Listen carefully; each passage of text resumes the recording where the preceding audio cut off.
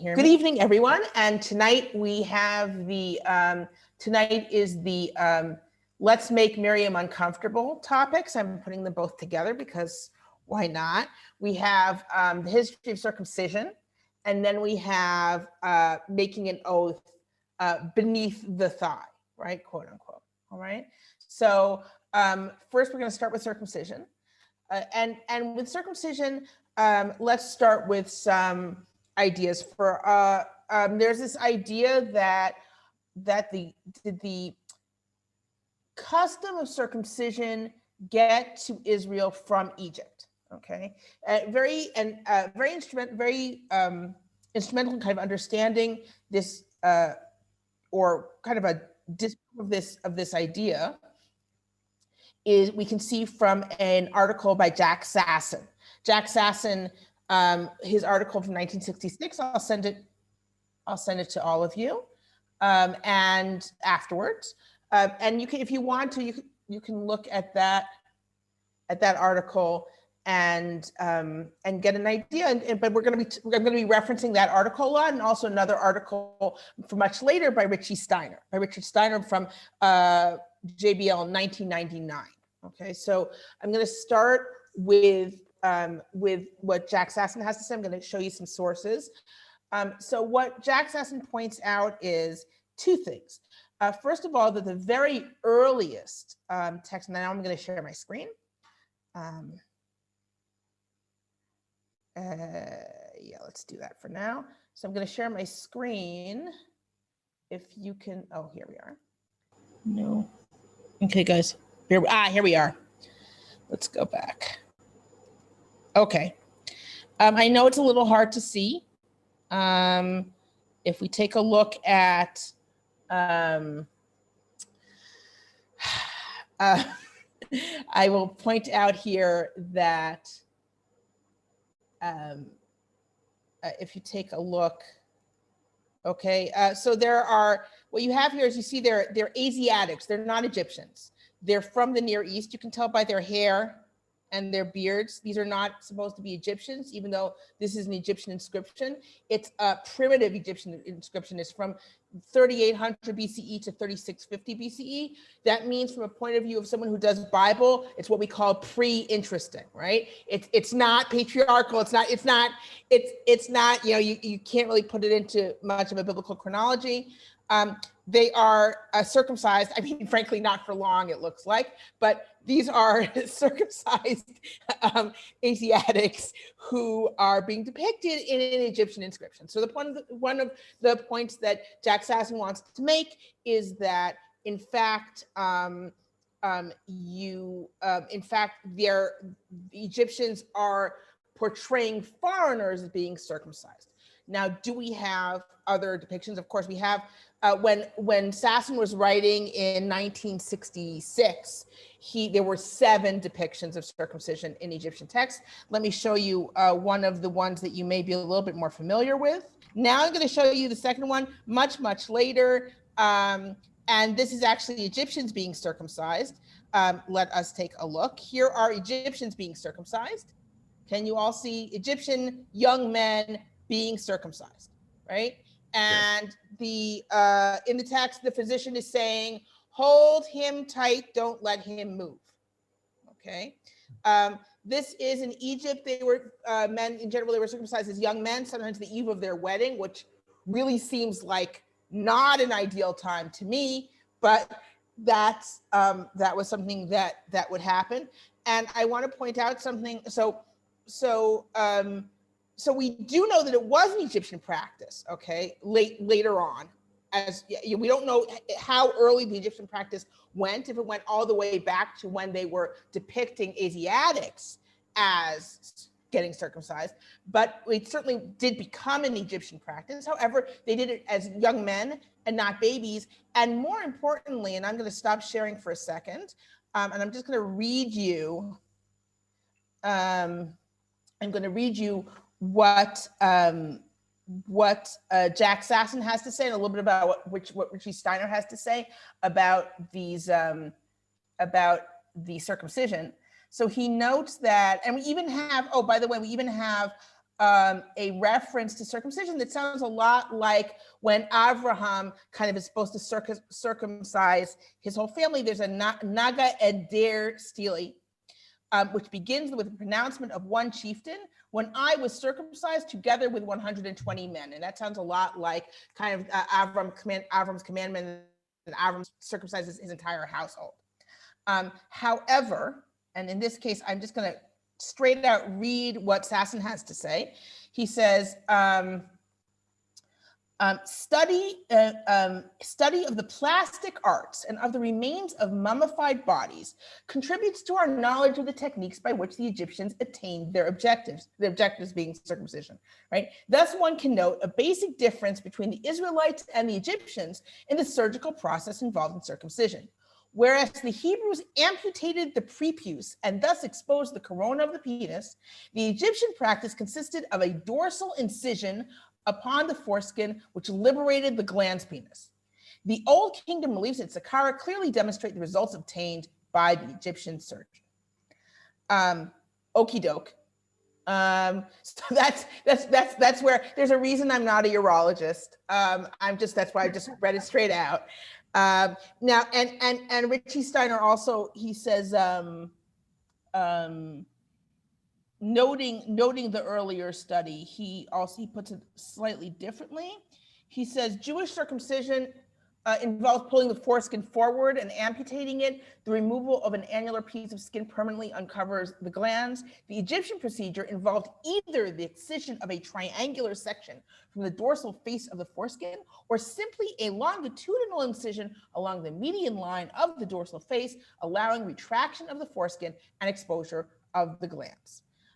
It's interesting because what's happening here is Sasson is explaining one biblical text, Richie Steiner is explaining a different biblical text. So let's dive in now. Once we get to the biblical text, I feel a little bit more comfortable. So let's run with that. Just a moment.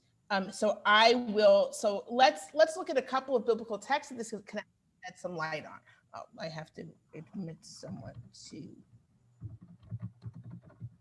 the meeting. Here we are.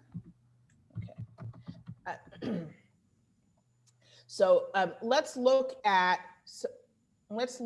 some biblical texts that we can understand more clearly once we think of Egyptian circumcision as being different from Israelite circumcision. Okay, so one of the classic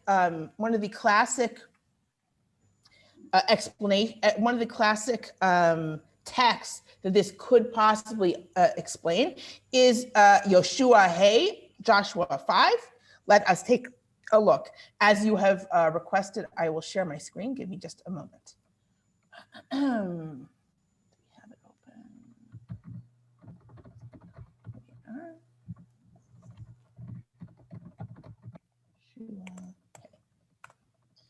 Okay. All right. Okay, let me share my screen.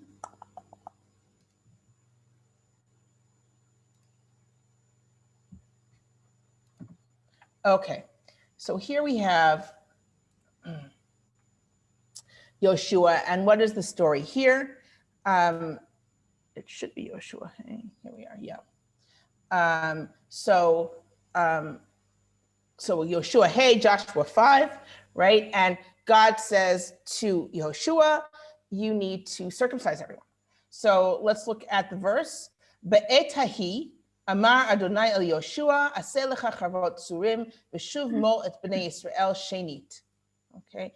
At that time, God said to Joshua, make for yourself daggers of flint, and go and return, and once more circumcise the children of Israel a second time. Okay. Now, this is another point that Sasson makes. He says, how old was this tradition of circumcision among Israelites? Well, you see that in general in the stories, circumcision is done with a flint. So for example, if you all remember when Zipporah circumcises her son to save Moshe, right? In the Chatan Damim story, in the bloody bridegroom story, she uses a flint. right? So you circumcise with flint. And that seems to indicate that it's a very old tradition, going back to when you wouldn't have a metal knife, right? That's something that Sasson proposes. But at any rate, so make yourself flints and circumcise the Israelites again. And that is what Joshua did. Now, then later on, it says, because all of the people who were leaving Egypt, the males, who were of age to be in battle, who were men of war, they died in the desert on the way when they left Egypt, because they were all circumcised, everyone who left. And all the nation who were born in the desert on the way, when they were outgoing, leaving Egypt, they were not circumcised. So, and in fact, in the Talmud, it's like, no, he just circumcised the ones who hadn't been circumcised yet. And we can understand that from these verses.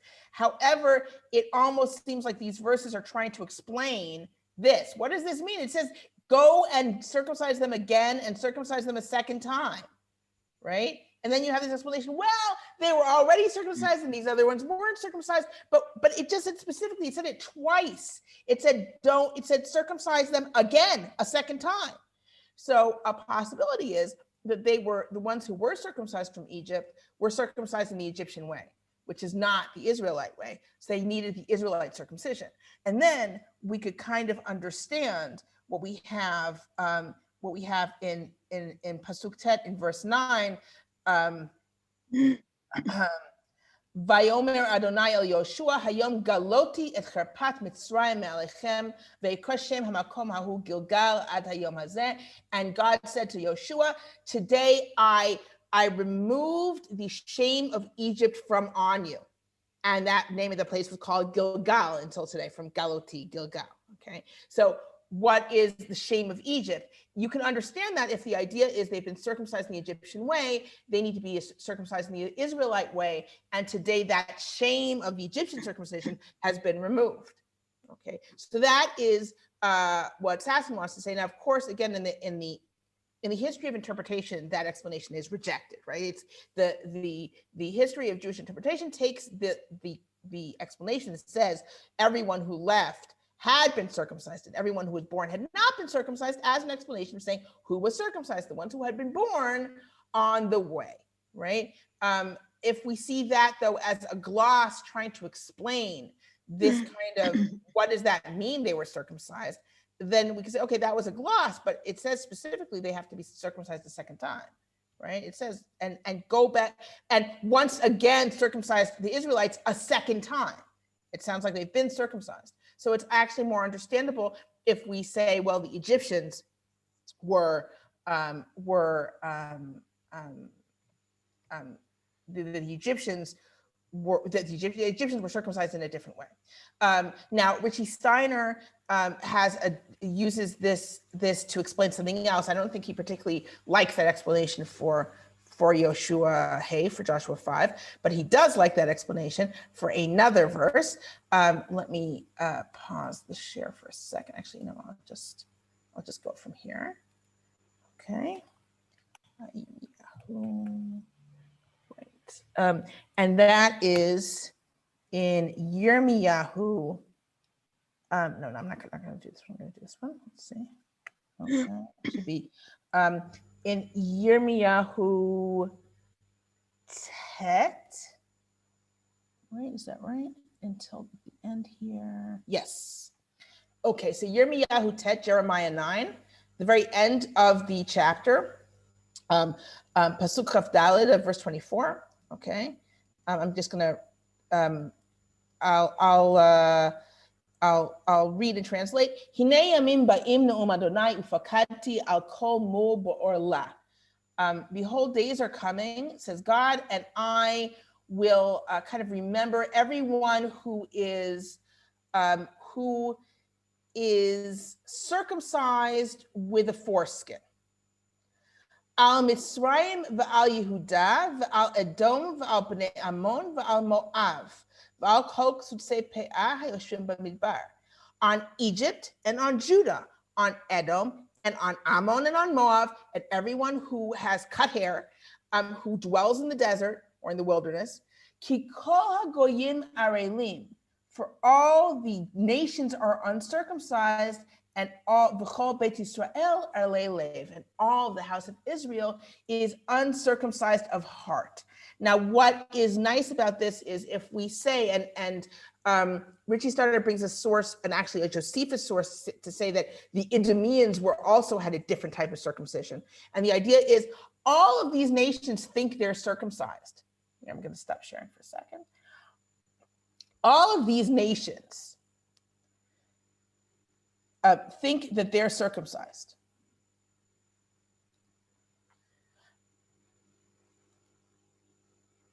But actually, they are not circumcised, right? All of these nations think that they have a circumcision, but they're not circumcised. You guys think you're circumcised. Yes, you're physically circumcised, but you are uncircumcised of heart. Okay, you are, the nations think that they're physically circumcised, but they're really not because they don't have the right circumcision. You think that you're circumcised and you're physically circumcised, but your heart is not circumcised, right? And that actually helps us explain a very difficult passage in Yirmiyahu, in Jeremiah, because when you just read the passage without saying, oh, the nations have a different type of circumcision, like, are they circumcised or aren't they circumcised? You just said you're gonna note everyone who's circumcised, and then you list all the nations and say they're not circumcised. Are they circumcised or aren't they? If you say, well, they think they're circumcised, but they're not really circumcised, they're not circumcised with the right kind of circumcision, then you can understand it. So that's a nice way also. So we have this knowledge of the way circumcision worked in the ancient world, or could have possibly worked in the ancient world, to kind of shed light on these biblical passages. Now, I do want to say something else just a second. First, I'm going to go to your comments because I have not. Okay, so Moshe Matitya asks, was the intent of the image of the Asiatics getting circumcised, was it meant to mock them? No, they weren't getting circumcised. So the second image had Egyptians getting circumcised, and the first image had Asiatics getting like eaten and captured and stuff. So the Asiatics were circumcised, they had been circumcised, right? And this was just a way of portraying them. You know, now, yeah, we all know these foreigners that they're circumcised. So if you're gonna draw them, you draw them circumcised. Okay, from Aliza, then what does it mean in verse 7 if they were already circumcised, albeit in the Egyptian way? Ki are lim hem. Are we reading? No, because that's the point. In other words, if they're circumcised in the Egyptian way, so they're not really circumcised. They're are lim, right? They're uncircumcised where it counts. Okay.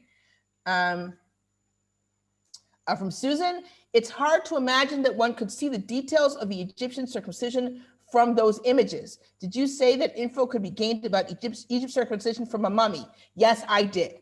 The details of the Egyptian circumcision did come a little bit. The image kind of underlined it, but the main basis seems to be mummies and the like, mummies and statues as opposed to images. Okay.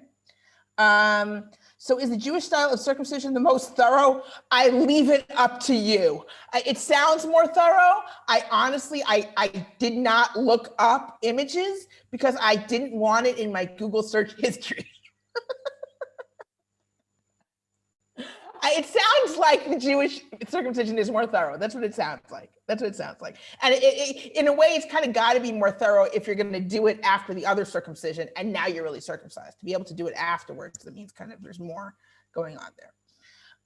So anyway, so that is that's kind of the overview of circumcision. So it doesn't seem to be going for. Oh, I'm sorry. There's another a point that I want to make. In general, in this area, you could say, like, of the 7 nations, circumcision was very, very common in this area of the world. It was not that unusual. As we heard, there were different types of circumcision, okay? But circumcision as a thing, once we get to, if you remember how Saul said to David, bring me the foreskins of Philistines, right? And it's like, what the hell, right? Like, didn't you have that thought ever when he's like, bring me, like, I want to see their foreskins? You're like, what kind of sicko, right? I mean, really? like we tend to kind of put our brains on ice sometimes when we're reading biblical stories, but it's a weird thing to ask for. You can ask for their heads, you can ask for their right hands. Why their foreskins? And the answer is because in this area of the world, people in general, they were circumcised. Who wasn't circumcised? The sea peoples. They were not circumcised. The Philistines weren't circumcised. Saul wants to know, Shaul wants to know, you killed Philistines. Don't bring me some Ammonite heads, right? The enemy is the Philistines. Bring me the foreskins.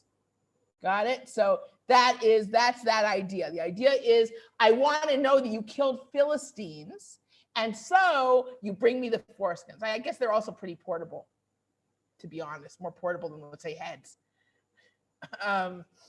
But that's also an interesting note. I always like how, when we think about it, it kind of opens our eyes just to the context of all these of these biblical verses and what's going on in some of these stories. And in that vein, let us now move into the taking the oath, put your hand under my thigh, right? Put your hand under my thigh. So what does put your hand under my thigh mean? Everyone knew, Rashi knew this too. Rashi says it. He says it's a euphemism. It means to take hold of the person's member. Okay, that's what it means. And that's what, so when is this request made? Famously, okay, so it's a request when Abraham sends his servant to get a wife for his son, right? It's a request when, so let's actually, I don't know if we want to look at every single source, but maybe let's see if we can do that. Hold on just a second. Okay.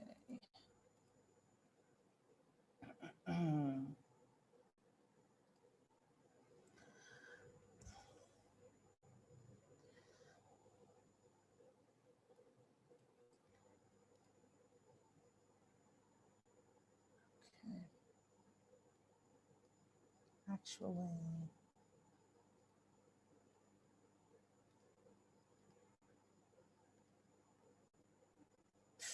okay, now I just lost it. Hold on. There we go. Okay.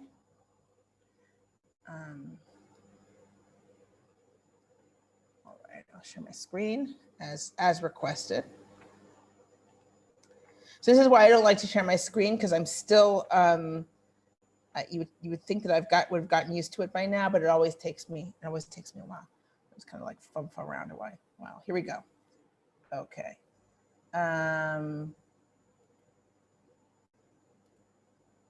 Okay, so here we have our earliest Vayomer Avraham el Avdos Skan Beito, and Avram said to his servant, the elder of his household, Moshe B'chol Asher Lo, who was in charge of everything he owned, Simna Yadcha Tachat Yirechi, put your hand under my thigh, B'ashbi'acha B'Hashem.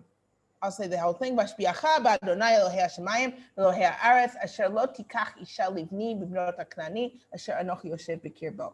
And I'll make you swear by the Lord God of the heavens and God of the earth that you will not take a wife for my son from the daughters of the Canaanites, that I dwell in their midst.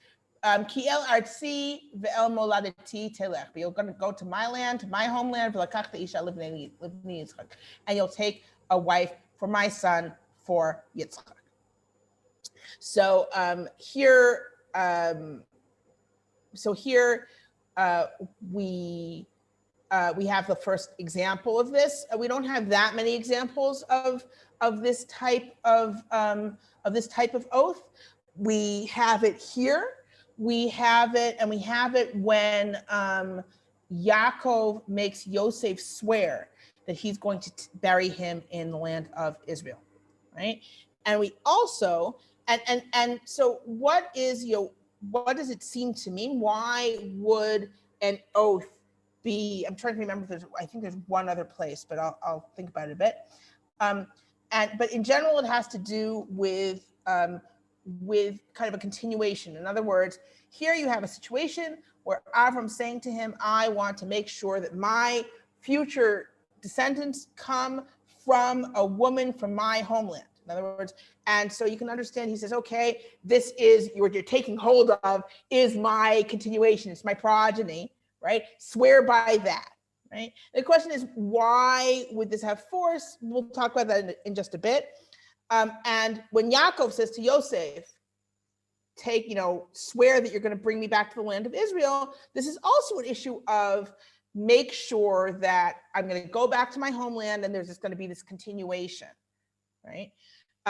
Now, interestingly enough, so we have an attempt by Mary Malul, who I studied with in Haifa, actually, to explain this on the basis, to explain another verse on this basis, and that is the whole idea of pahad Yitzchak. Okay, so let me find that for you. Just a moment. Right. Yes, here it is. Okay.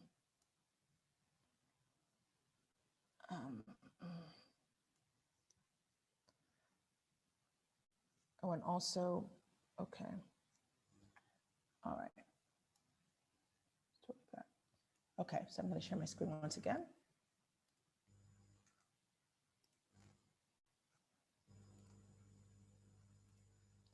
Okay, so here you have, this is the conflict when Yaakov is running away from Lavan, right? So he's running away from Lavan, and he says this.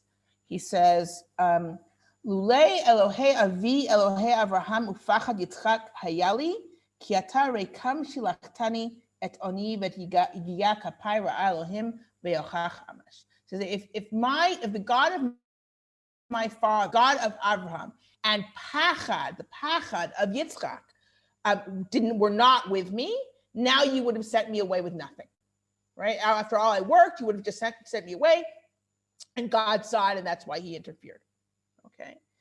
And they have their argument, and then finally they take an oath, and it says, and the oath here, he says, Elohei Avraham ve'Elohei Nachor yishpetu beinenu, Elohei Avihem ve'yishava Yaakov b'pachad aviv Yitzchak. And says the God of Abraham, the God of Nachor will judge between us, the gods of their fathers, and Yaakov swore by the pachad of his father Yitzchak. Okay, so what is pahad here? This is the question. Now, this is, it's an interesting question. Because the idea is normally we would say, well, we usually translate it as the fear of Yitzchak, right? The fear of Yitzchak. The problem is the fear, and say, who's the fear of Yitzchak? It's God. In other words, the God that Yitzchak fears, right? The problem is that's not what pachad means. There's a different word for fear that we use when we mean fear of God, right? Which is Yud Resh Aleph, Yareh, right? He's a God-fearer, Yareh Elohim. He's a God-fearer, right? You don't use pachad. Pachad means fear as in terror, right? It's not the word you use, okay? And here I want to say that I'm relying on an article by Mary Malul. I want to make it clear this isn't my idea, right? But pachad does mean something in Aramaic. Now, there are a lot of Aramisms in this story. Why? Because Yaakov is talking with Lavan, who is an Aramean. And in fact, Jonas Greenfield says that there are numerous Aramisms when Yaakov is talking to his wives and to Lavan, because they are Aramean, right? And so we have these Aramisms, and pachad in Aramaic means thigh. And if you don't believe me, you can look at Eov, right? Job, so Eov Mem Yud Zayin, Job 40:17. And there, I actually think I do have that open, but there he's talking about behemoth, the behemoth, right? And he talks about his thighs, and it's pachadav, right? So it is in fact a word for thigh. It could have come in, there was a whole argument. Albright wanted to say that pahad was thigh because he was doing it because it's a cognate in Hebrew, and there are problems with saying it's a Hebrew cognate. But afterwards, as Mary Malou pointed out, it's much easier to say it's just an Aramism, right? Because it's just a standard word, right? And so, because it only shows up really here. So but what does that mean? Then the question becomes, okay, so let's say that he is swearing by the God of Avraham and the thigh of Yitzchak. So it's that same sort of thing. The idea is that Mary Malou's idea, right, was that it's a euphemism. Not just Mary Malou, because other people have also, it's a euphemism, all right? And that what he's doing is, now Mary Malou wanted to say that he's doing it by the family gods or something like that. I don't know why you would say that. I don't know why this idea of of holding someone's member would mean that you're somehow reaching the ancient gods of the family. I guess I can see it because it's this continuation of the family, but I saying that ghosts are in someone's penis, I just don't see it. I don't see that it's necessarily the explanation, right? I think that it makes more sense that it's this idea of it, and Mul does point this out, that what is going on here in this conflict between Lavan and Yaakov. Lavan wants, one of the things he's swearing to is not to take any more wives besides Lavan's daughters, and their maidservants, of course, because that's already a given, but he's not going to take any more wives beyond them. In other words, once again, just the same way that we had Avraham swearing his servant, this is the continuation of my line. Only the woman that you bring back, not some Canaanite woman. Don't bring a Canaanite woman, right? The same way Lavan wants Yaakov to swear, this is the continuation of the line. My daughters are the continuation of the line. Swear by pahad Yitzchak, swear by Yitzchak's thigh. And I think that what it means is because he swears by the God of Abraham and his father, in terms of this is the way the seed of Yitzchak will continue.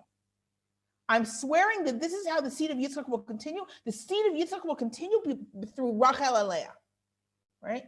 So it's a double oath. It's an oath by God, by our gods, right? And it's an oath. It's like the God of Avram and the God of Nahor. So let's go to the God of our forefathers. We're swearing by God. And I'm also swearing by the progeny. In other words, by the continuation of Yitzchak. This is what I'm swearing by. By my father's continuation, this is how that continuation is going to go. Right? So that's a possible explanation of what's going on with pahad Yitzchak that's connected also to this idea of swearing by of swearing under the thigh, actually holding on. Now, Rashi's explanation, by the way, I can't say it without saying what does Rashi say? Why does Rashi say that one would swear an oath by holding his member? And he says because it's the mitzvah of the circumcision, right? So he's swearing by a mitzvah. This is the closest mitzvah you've got. Grab hold and swear. Okay. Do we see any other instance of swearing in the ancient Near East that's kind of oath? Yes, indeed we do. We have one example. This is actually kind of a funny story. I think I've mentioned it to you. Before, to some of you at least. Let me see. I'm gonna share my screen here. It's actually right from a different article by Malou. Let me share my screen.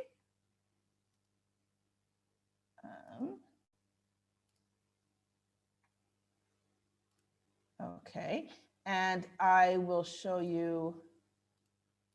Okay, so this is what I'm reading here. This is an Akkadian letter. Uma atama mar shiprika. I'm not going to read in Akkadian. Let's just read in English. Thus you have said to me, let your envoy grasp my testicles and my penis, and then I will give it to you. Concerning then what you have said to me, I am dispatching to you Beriah the son of Benanu. Okay. In other words, you said to me, have my messenger have your messenger swear an oath to me, and then I'm going to give it to you. What's the oath consist of? Grasp my testicles and my penis. Okay. Ishari here is the testicles. Okay. Ishari, right? No, Ishkia. Sorry. Ishkia is the testicles, and I guess Ishari is the penis. Shar, I guess, like, yeah, okay. Anyway, so this is a funny story. When I was learning this with Meir Malol, let me stop sharing. When I was learning this with Meir Malol, I had a class with him, law in biblical narrative, and he was telling us this, and he quoted the Akkadian letter, and he turned to the board, and I was like, oh my God, he's going to draw it.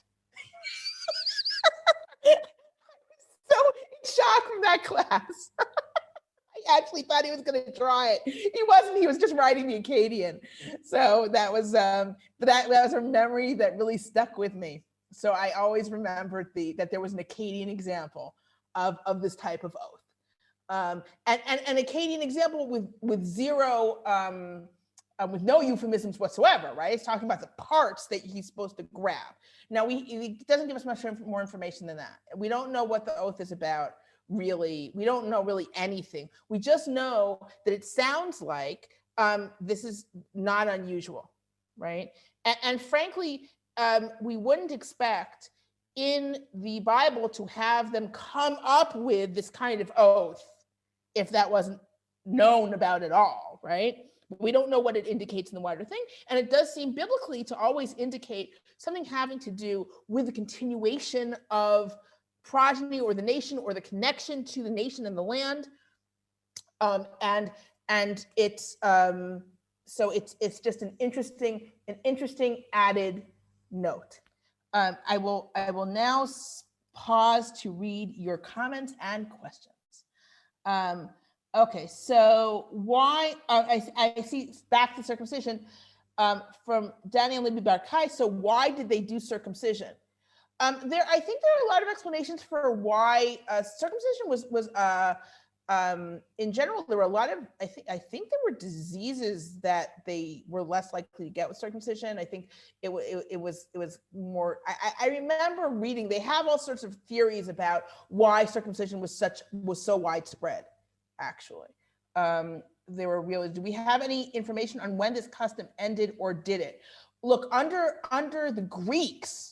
Right. And remember, the Greeks are, connected to sea, but the Greeks didn't do it. Right. So once the Greeks kind of conquered everyone, then circumcision really fell out of favor, because if you were circumcised and you're in the gymnasium and everyone's seeing you naked and you're circumcised, like, no, I think they didn't even allow circumcised people into the contest. Right. I think you couldn't compete if you were circumcised. So that really kind of stamped out, I think, a lot of the circumcision. And I'm sure there were places that still continued on, but I think I imagine that the Greeks did a lot. The whole Hellenistic Empire did a lot to kind of stop circumcision. Is the Gid Hanashes story related to this at all? Vayigad b'kaf Yerech Yaakov, also the thigh. I think that some people do, in fact, interpret it that way. In other words, we're talking about the fight with the angel, right? Yaakov is fighting with the angel. And it's actually at a kind of a crucial point. Well, it's a crucial point in the Yaakov story and the continuation of Yaakov's family. So I think, but the idea is that he limped. So I think it really is supposed to be the thigh, but it may be also hinting to the other thing. Let's see. I didn't mean circumcision. I meant the thigh custom.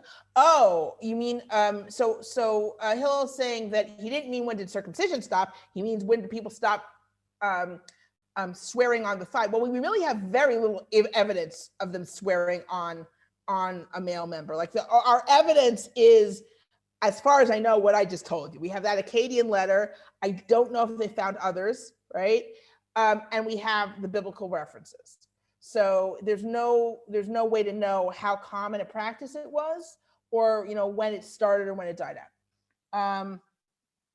They are treating circumcision as a religious act rather than something done for health. In general, circumcision would have been treated, in general, they did things for health when someone was sick, right?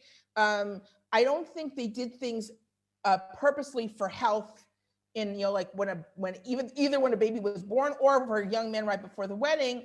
However, at the same time, whenever you have these customs that are really widespread through a certain area, people still do ask, why are they doing it? They must be getting something out of it, right? What's the benefit?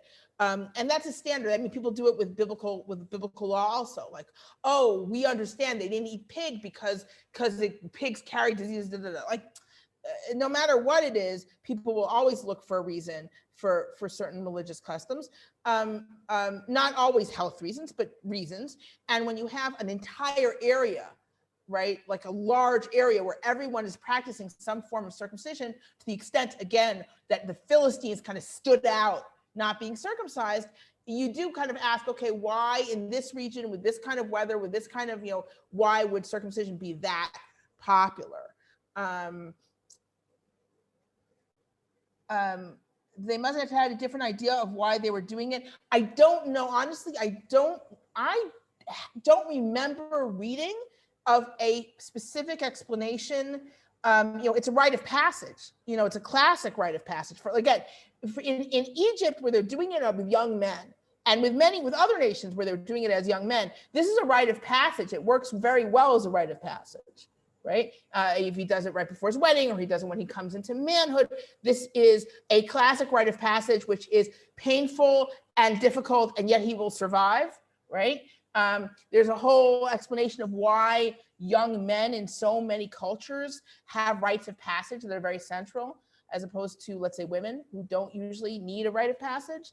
And part of that is kind of and one of the theories is the disconnect that he has to he was a child with his mother, but now he has to be like his father, and he needs this kind of thing to say, now I am a man, now I am different. Whereas women just kind of continue on in a certain path. I would say that childbirth was a rite of passage, but I think so often it was fatal. I mean, less so before doctors, right? When it was much worse in that sliver of time when there were doctors infecting everyone. But still. Okay. Testify. I forgot to mention that one. Okay. Aliza says, I'm finding references on the internet that the word testify comes from testicles. Yes, with swearing on the Bible, replacing swearing under the thigh. Yeah, so there's an argument about this, to what degree testify and testicles are related, right? Because there's a testify, because they're like, is it like for testify really for the third witness? Like they have different ideas of what the word testify comes from, and there's an argument about whether it's connected to the word testicles or not. Okay. It's an argument. Like I said, it does come up on the internet. There's a whole argument using little Latin wordplay, and since I don't know Latin that well, I was like, oh, he's doing cute things, and some of it's just lost on me. But there are absolutely, so there are arguments about that. From Hillel, I can't believe we're having this conversation. I said I had to do it. I'm like, everyone's asking about circumcision, and I had to do a class on circumcision, and I'm like, if I'm going to do circumcision, it's not long enough for a class, so I'll just be uncomfortable for the whole class. I'll just do stuff that makes me uncomfortable to talk about, and I'll do it, and I will, and that's it. I'll do it. But this is all stuff. Thank you, Hillel. Okay, Hillel appreciates it. That's good. Anyway, so that was a shorter class than usual, but I really, like I said, I really did want to address the whole circumcision question. It does illuminate, once we realize that other nations practice other kinds of circumcision, it does illuminate several biblical passages. And also the whole under the thigh thing. And pahad Yitzchak, I'll really leave it up to you whether you want to think that that's what pahad Yitzchak means. Traditionally, of course, pahad Yitzchak is considered the fear of Yitzchak, meaning the God of Yitzchak, right? But it is an unusual pahad. Again, it's easy, it's easy to forget that when we translate, we're not like, you can translate both as fear, but that's because in English, there's one word, fear. I mean, you can say terror, right?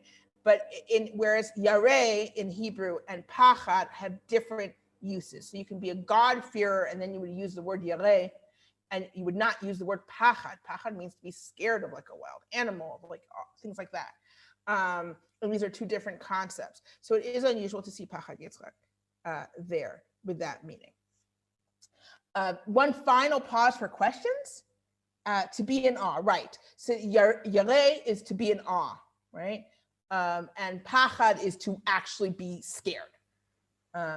So that's why it's unusual to have pahad. So you could still say, well, it took on the meaning of awe, as so frequently happens,